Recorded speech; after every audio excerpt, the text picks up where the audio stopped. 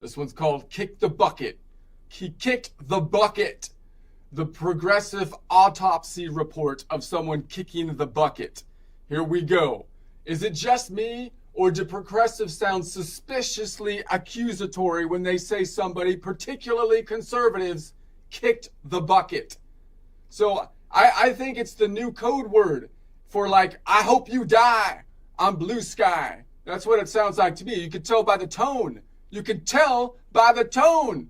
So there's no respect from these people. Just listen to the tone, man. I'm telling you. And like he kicked the bucket. Not he passed away. Not he left this world. Not he was tragically taken. Nope. He kicked a bucket. It's like it's his fault. That's the key here. They're blaming the guy for kicking the bucket. They're clearly blaming the victim. It's like he assaulted the bucket somehow. Like the bucket was just sitting there, minding its own progressive business, and some right-wing maniac came along and kicked it. Progressive logic going something like this. He kicked the bucket. He didn't have to, but he did. Honestly.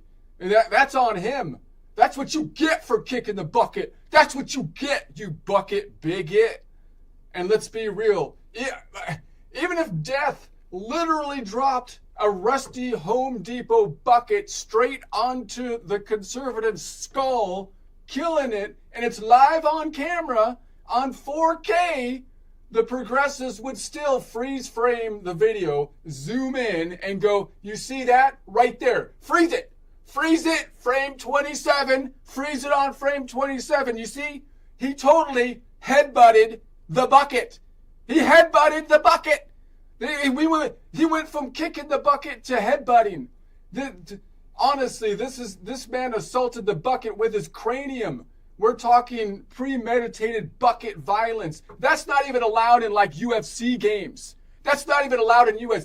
You get what you deserve. He radicalized the bucket by his existence, man. And the bucket was just defending itself. That's what you get. As a conservative, you know your death in the progressive becomes problematic, potentially offensive, and worst of all, it's a teachable moment. We're going to use this death as a teachable moment on how not to be so antagonistic towards buckets, either with your foot or your head, because then they have righteous retaliation. They'll hold a vigil for the bucket.